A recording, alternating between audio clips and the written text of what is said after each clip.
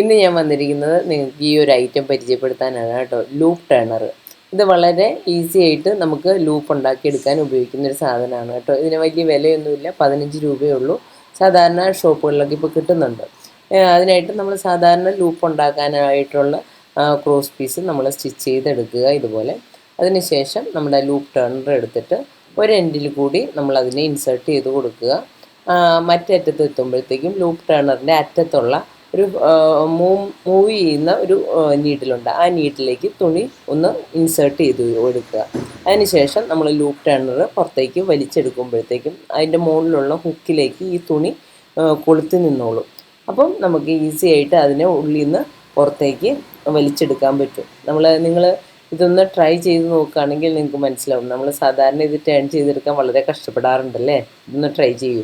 ഞാനിത് ലോക്കൽ ഷോപ്പിൽ നിന്നാണ് വാങ്ങിയത്. ആമസോണിൽ അവൈലബിൾ ആണ് കേട്ടോ.